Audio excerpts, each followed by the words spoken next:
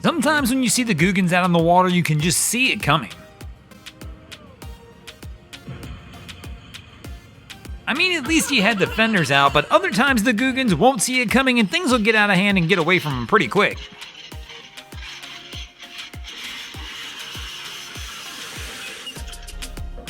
Just like some of the wild and crazy things we're going to see in this week's episode of Googans of the Week. And speaking of Googan moves, let me know in the comments, is this Googan or genius? One of the toughest things we see down at the boat ramps is people trying to back up single jet ski trailers. You lose them behind the vehicle, you can't see them from the mirrors, and by the time you see them in the mirrors, you've already messed up and it's too late. Our guy's taking this one to a whole different level and trying to keep an eye on that trailer.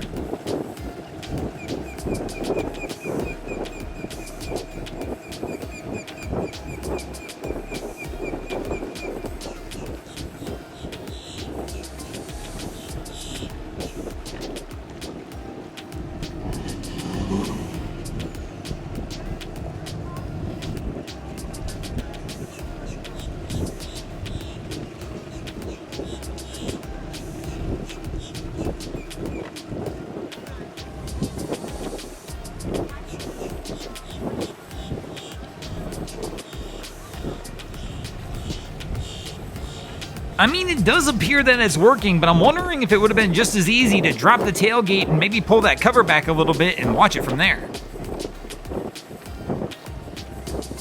One thing you should learn pretty quickly is if you got a Googan captain, don't fall asleep on him.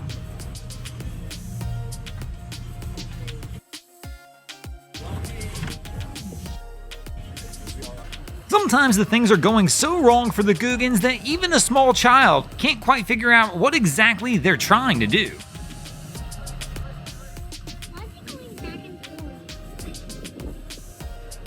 I have a feeling they're about to show you.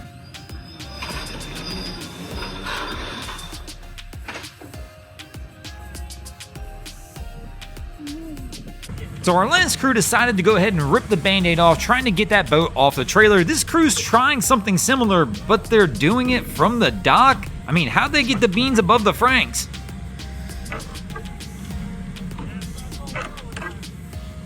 I'm also a little confused by the second boat here, as I only see lines attached to one of the vessels.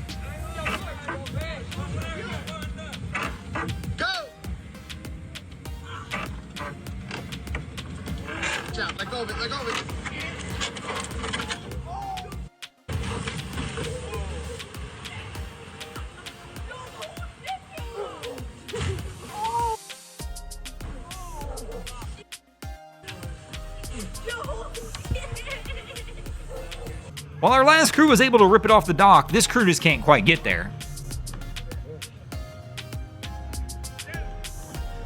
Of course, there are Googan mistakes in boating, and then there are expensive mistakes, but what happens when you combine the two and you get an expensive Googan mistake? It looks something a little like this. Now, I'm not sure the whole backstory on this one, if there's some sort of mechanical failure or what, or it really is just the wind and current pushing this boat in, but it seems to be coming in awfully fast and is definitely winding up somewhere it's not supposed to be. Unless an anchor or mooring line broke, I have no clue why it would have wound up like this, but they wind up in a pretty rough spot.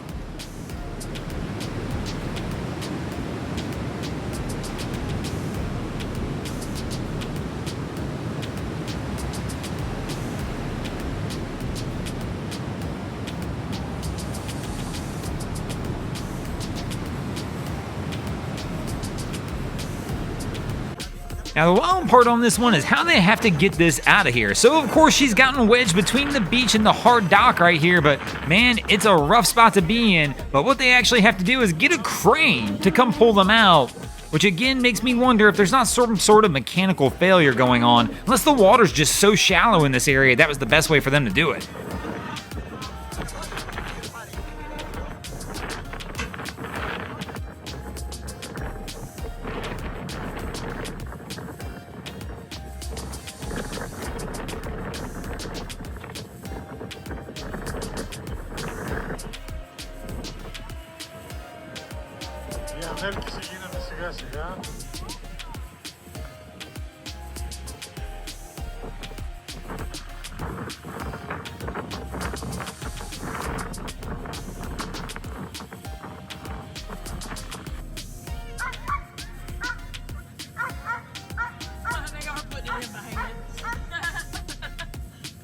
Now, just like our last crew who used the assistance of a crane to get the boat moving, I'm betting this crew wishes they had some sort of assistance as well. Putting it in by hand's not the best way.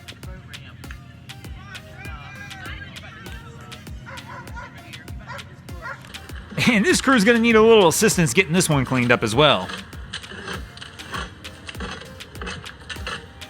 Let me know in the comments though, would you have even messed with this one, or you just would have chalked this one up to a loss?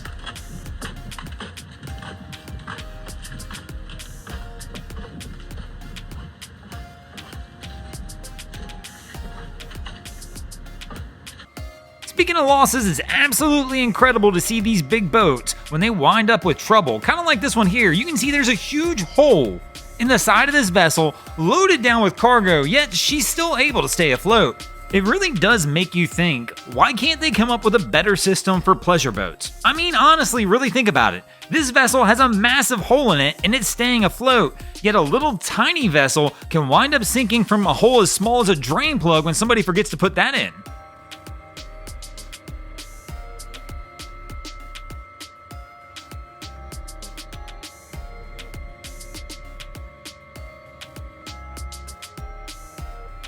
I guess this crew doesn't have to worry about sinking. They'll be high and dry for quite some time.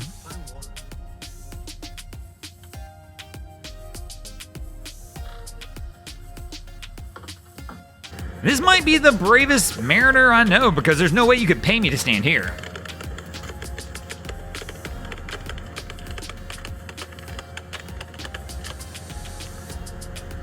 Speaking of standing in places you shouldn't be, well, everybody from this boat's standing on the beach. That's not a good spot for them. This vessel definitely doesn't belong here, and it's going to take them quite a while and probably quite a bit of money to get this thing off the beach.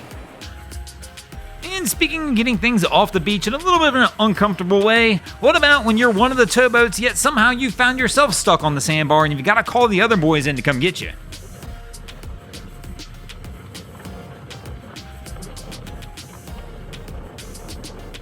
Now, of course, being one of the tow companies, having to call another tow company in is never any fun, but I'll tell you something else that's not fun right now. Being a commercial mariner who has to transport vehicles when you know there's going to be an EV on the boat somewhere, that hasn't turned out well recently.